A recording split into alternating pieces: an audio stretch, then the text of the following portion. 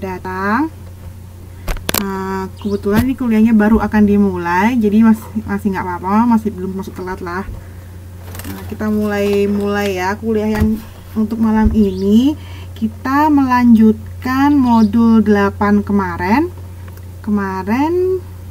kita kan, oh iya nggak apa-apa Mbak, kemarin kita kan sudah belajar mengenai kegiatan kegiatan 1 ya di modul 8, yaitu mengenai penentuan jumlah titik dan pelayanan. Jadi untuk malam ini akan saya teruskan sampai pada akhir modul 8, yaitu penentuan urutan pekerjaan, model penugasan minimisasi, dan model penugasan maksimisasi. Waalaikumsalam Mbak Rita, monggo langsung diikutin aja ya kuliahnya. Ini baru dibuka kok, kita akan belajar 3 subbab terakhir ini untuk malam ini. Mbak Rita sama Mbak ini sebentar ya, kita langsung saja ya ke kegiatan belajar 2. Teman-teman mungkin bisa dilihat di buku modulnya di modul 8.19. Oke, malam ini mungkin ada hitung-hitungan ya, tapi hitung-hitungannya nggak berat kok, jadi bisa sekalian dilihat bukunya. Nanti saya menerangkannya biar lebih enak, ada contohnya langsung ada di buku. Untuk yang pertama, pada kegiatan belajar 2 ini kita akan mempelajari tentang penentuan urutan pekerjaan. Nah, namun sebelum kita mengetahui bagaimana sih cara mengatur sebuah urutan pekerjaan para karyawan-karyawan kita terlebih dahulu perlu mengenal sistem pelayanan seperti apa yang akan digunakan oleh perusahaan kita. Nah, di sini ada beberapa jenis dari sistem pelayanan. So far biasanya yang kita dengar itu yang paling banyak, yang paling umum banget itu yang pertama ya. Jadi dimana first come first serve. Artinya di sini mereka yang pertama kali datang, maka mereka lah yang akan pertama kali dilayani. Itu kan yang paling umum banget. Mbak-mbak kalau mbak-mbaknya kalau misalnya mau beli tiket bus atau mau beli tiket pesawat atau mau misalnya dia mau pergi kemana, sebentar antri dulu kan pasti mau melakukan administrasi apa di kantor-kantor pajak atau kantor-kantor lainnya, itu pasti kan yang datang duluan akan dilayani duluan.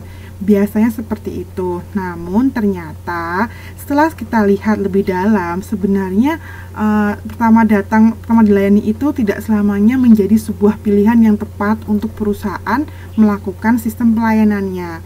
Oleh karena itu, ada beberapa jenis pelayanan lain yang sebagai alternatif nih yang bisa kita pilih supaya pelayanan kita pada pelanggan itu tentunya akan lebih maksimal lagi. Untuk yang pertama, seperti yang saya bilang, yaitu yang FCFS, yang datang pertama yang dilayani. Ini biasanya karakternya ini digunakan oleh perusahaan yang waktu pelayanan itu sama. Artinya mereka itu nggak memiliki waktu yang berbeda secara signifikan. Waktunya itu rata-rata mungkin untuk melayani satu konsumennya rata-rata 2 menitan, 3 menitan kayak bank gitu kan. Mungkin rata-rata sama. Kalaupun berbeda, pasti mereka akan memberikan konsumen itu di tempat yang berbeda. Mungkin akan langsung dilayani oleh CS-nya, bukan dari tellernya langsung, seperti itu. Itu contohnya. Jadi yang di mbak-mbak teller itu yang kira-kira tingkat pelayanannya atau range waktunya untuk dibutuhkan melayani itu sama. Itu biasanya mereka menggunakan pada jenis yang pertama. Nah, untuk jenis yang kedua ini namanya Shortest Processing Time atau SPT. Di sini prinsipnya sih pekerjaan ini memerlukan yang waktunya yang paling singkat itu dilayani duluan. Jadi ketika pelanggan datang kita kumpulkan kan, misalnya kita kumpulkan. Nah, ketika pelanggan datang itu kita lihat waktu dari pelanggan mana sih yang kira-kira itu memakan waktunya itu yang paling cepat. Nah, kalau kita udah tahu, berarti yang paling cepat itu akan kita dahulukan. Seperti itu prinsipnya. Kalau yang kedua, sedangkan yang ketiga ini adalah longest processing time. LPT, di sini singkatannya LPT. Ini LPT ini gimana sih? LPT ini justru kebalikan nih dari SPT. Kalau SPT itu yang short dulu ya, short dulu. Yang paling pendek dulu dikerjain duluan. Kalau LPT ini yang long, yang paling lama yang dikerjakan duluan. Jadi Jadi ketika pelanggan itu datang secara bersamaan dan ada yang membutuhkan proses yang paling lama, maka dia yang akan didahulukan untuk dilayani. Tujuannya gimana? Kenapa sih? Tujuannya tidak lain adalah supaya nanti ketika selesai itu waktunya itu tidak terlampau jauh. Jadi selesainya nanti itu akan lebih dekat gitu, lebih bersamaan daripada kalau misalnya kita layani yang lebih cepat dulu dan yang lebih lama dilayani di belakangan, justru nanti akan membuat waktunya lebih panjang dan itu akan mengganggu kenyamanan dari pelanggan kita sendiri. Nah, yang tempat ini yang namanya earliest due date ini EDD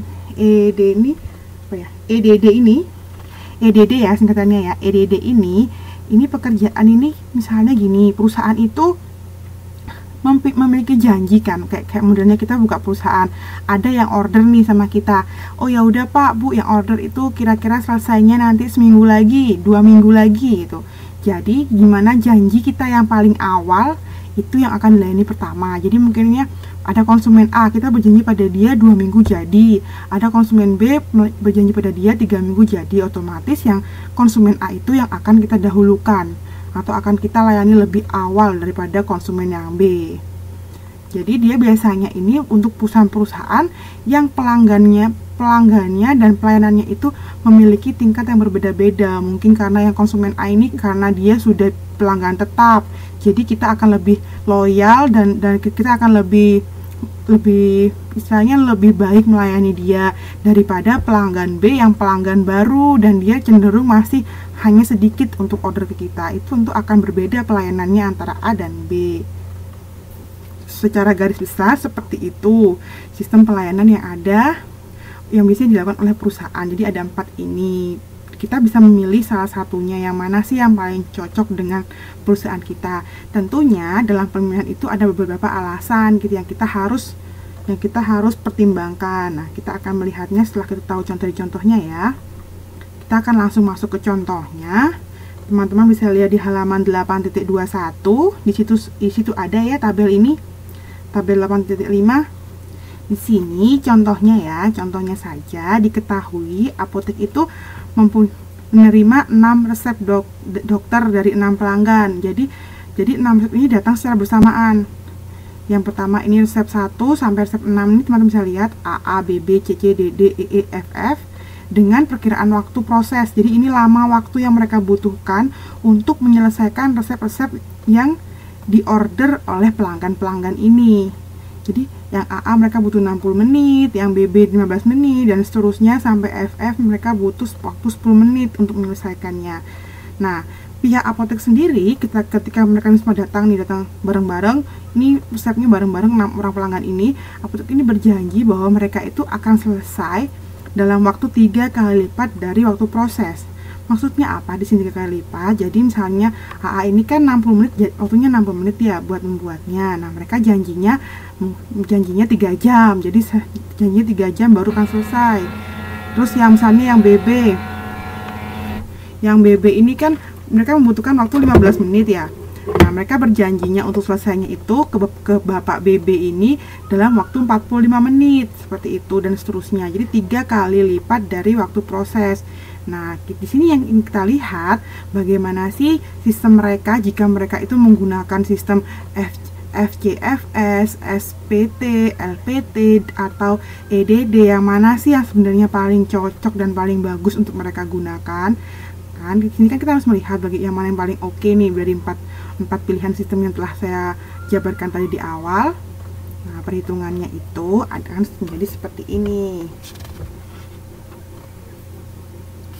Nah, di sini di tabel 8.6 teman-teman bisa lihat di halaman 8.22. Di situ juga ada ya tabel ini. Di sini saya tampilkan biar lebih jelasnya. Tadi seperti yang saya bilang ada 6 pelanggan di mana apotek itu, dan ini waktu prosesnya. Dan ini adalah waktu janji selesai. Seperti kita bilang 3 kali lipat kan. Jadi ini semua dikalikan 3. Nah, kalau misalnya teman-teman berjanjinya 5 kali lipat ya dikalikan 5 saja gitu. Jadi simpel sebenarnya, perhitungannya sangat simpel. Tinggal dikalikan 3 semuanya. Hasilnya akan seperti ini. Ini sebenarnya waktu yang mereka janjikan. Jadi pelanggan itu akan mengambil tepat pada jam ini, pada pada waktu 180 menit setelah penyerahan.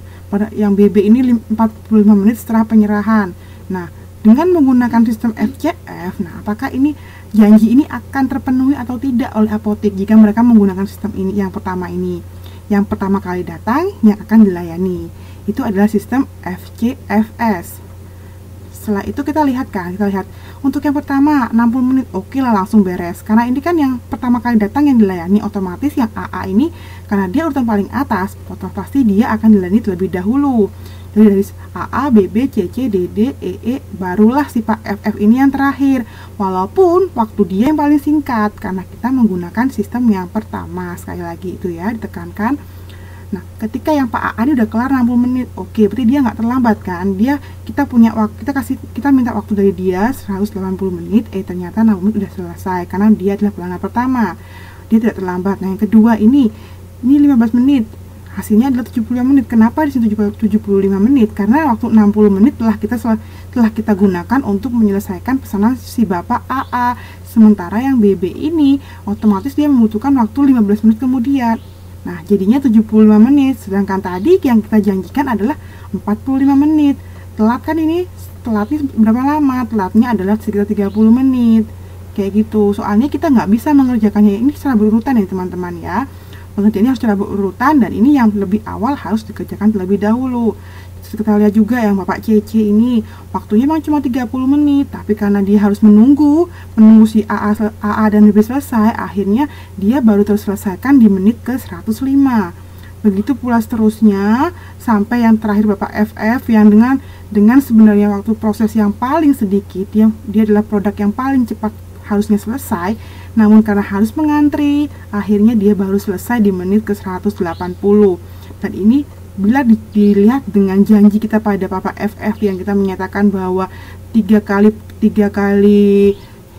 waktu proses akan selesai, yaitu selama 30 menit selesai, akhirnya terlambat menjadi 180 menit.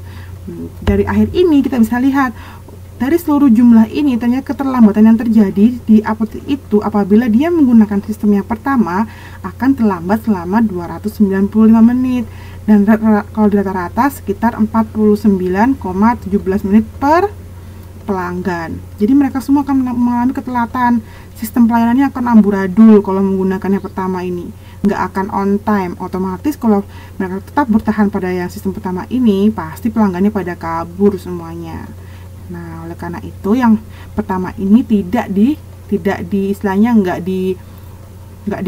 recommended itu loh, nggak disarankan untuk digunakan pada sistem apotek tadi.